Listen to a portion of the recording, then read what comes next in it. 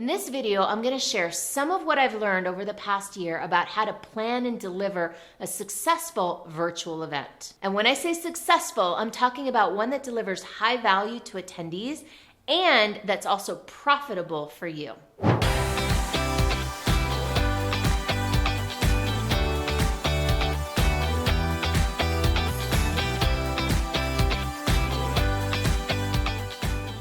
So first I'm going to start with 3 core things to know before I get into the actual strategies. First, I'm going to share 3 things that set the stage for the strategies that I'm going to share with you. Then I'm going to share some key considerations that'll help you make your events more profitable and more powerful. The first is how to create a great design and concept for your event. The second is choosing the correct format for your event to deliver the results that you're committed to delivering. The third is choosing the correct platform for your event. The fourth is marketing and filling the event. The fifth is preparing for your event. The sixth is delivering the event. And the seventh is what you do after the event. The first is why plan a virtual event. Virtual events are a great way of gathering people and generating revenues without spending a lot in production costs. They're also a great way to create a foundation to make sales of your products or services. The second thing is why it's important and valuable to do this. See, I am fully aware that all of the strategies that I'm going to share in here might require a lot of work. But here's the thing, they require a whole lot less work than if you were doing the same event live. When you do an event live, you have venue costs, you have production expenses and AVs and building stages and signage and food and beverage and all these things that you have to do, none of which you have to do when you create a virtual event.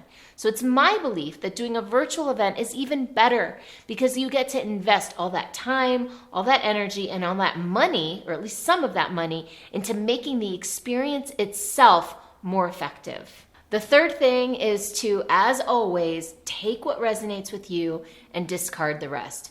I don't ever believe that there's only one way or the highway. I will never be that person that tells you, you do this way and that's it. So I give you my best advice and then you take what resonates and everything else, just feel free to discard it. All right, so the first thing to think about as you start planning your virtual event is what is the concept?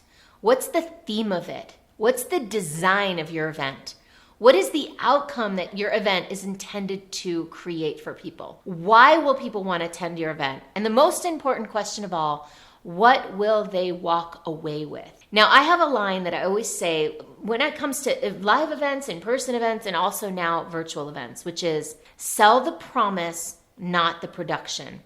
Now that's way easier with a virtual event because there's a lot less temptation to sell the production being the food and beverage and venue and activities and all that stuff that goes along with a live event, but isn't necessarily the core value proposition of an event. So with a virtual event, when I say sell the promise, not the production, the promise of a virtual event is what will people get? What tangible results? What intangible results? What outcome can they expect from this event? And the more juicy and compelling the outcome, the more your event is worth and the easier it will be to enroll people into it. So what's the theme of the event? What's the compelling outcome that people are going to walk away with? I'll give you an example. When we took our live retreat virtual, we had to get even clearer about what is the promise of the event. So our event promise is by the time you leave this retreat, you will have created a new business model and business plan and marketing plan to launch the new version of your business. That's a really big, compelling outcome to offer people in 3 days. And by the way, what that means is that we were able to convert from a live retreat into a virtual one without dropping the price, which I'll get into a little bit later. And by the way, before I do that, go ahead and like this video and subscribe to my channel so that you'll always get notifications every time I drop a new video. I almost forgot to mention that as you're designing your event, you want to go ahead and think about what comes after the event. What I mean is, what is the big back end? When I talk about a big back end, I'm talking about the next offering, the next opportunity, what you're selling into. And ideally, a big back end is something that has monthly recurring revenues. So if you're going to go through all the trouble of creating and delivering this amazing virtual event, make sure that you have an offering for people who get tremendous value to keep going. Don't miss out on the opportunity to give people that next step and to generate more revenues for yourself after the event. Okay, now that I said that, the second thing is what is going to be the format of the event? How many days is it going to be? How long? How long is each day that you're doing? Are you going to be doing masterminds? Are you going to do fishbowl coaching? Are you going to do skills building, breakout sessions, networking? There are so many different things that you can build into your event. You want to think upfront about how to keep people engaged. There is so much Zoom fatigue these days. Everybody is doing everything on Zoom. And I keep hearing pushback from people that they don't want to do a live 1, 2, or 3 full day event on Zoom because they feel like people won't pay attention. I'm here to tell you that that is incorrect. We have had more engagement in a virtual format in our 3-day retreat than we've ever had in a live event. But the way we do that is we make sure that it's not just the same type of engagement, the same type of format, hour after hour after hour. We mix it up. And that's one key way that we get people to spend 9 hours in a day on Zoom. Yes, 9 hours. And people say that the time just flies by. And the reason for that is that we mix it up. We don't do the same thing over and over and over again. The third thing to consider is what platform are you going to use? Now, I'm a Zoom person. I love Zoom. Zoom is easy. I know it like the back of my hand. I will always use Zoom. And it's not the only platform out there. If you're really doing a high quality, high ticket, large conference, you might want to consider another alternative. There's one in particular that I find really intriguing that I have not used for one of my own events, but I have attended events that they've used this platform for. And it's called Whova. WHOVA. Whova, if you look it up, whova.com, offers a variety of different formats and ways to engage with people that you can't get on Zoom. So I highly recommend checking it out. It offers networking opportunities, social platform, integration with LinkedIn and Facebook, and all these amazing things that you might get from a live virtual event, but that you'd never get from something like Zoom. Once you have clarity about these basics, the theme, the promise, the format, the timing, the dates, then it's time to actually start selling. See, I'm a big believer in sell it first, figure it out later. And one of the biggest problems that I see clients and others out there face when they're trying to do virtual events and live events too, is that they want to get everything nailed down and perfect before they start marketing.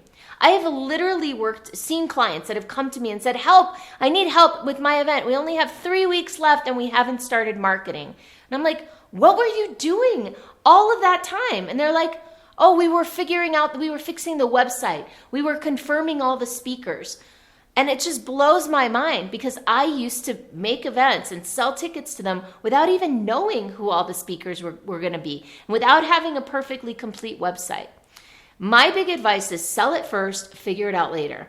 You can put placeholders on a website. You can put to be decided. You can say, here's the topic that we're going to do here, but the speakers haven't been confirmed yet, or the speakers are to be confirmed. There are lots of ways that you can go ahead and get people registered for your event, even if your event isn't fully fleshed out or formed yet. So here are some ways that I recommend filling your event. I am a big, big believer in partnership. One of the main ways that I fill all of my events is by having affiliates and partners who promote the events for me and with me. When I was doing the Women's Success Summit in Florida, this was not a virtual event, it was a live one, but the concept is similar. I used to go to the Miami Beach Chamber, the Coral Gables Chamber, the Aventura Chamber. I used to go to 25, sometimes 30 associations and organizations and get them to become partners in the event. What that meant was they would promote my event to their audiences, and then I would promote their organization on site at my event.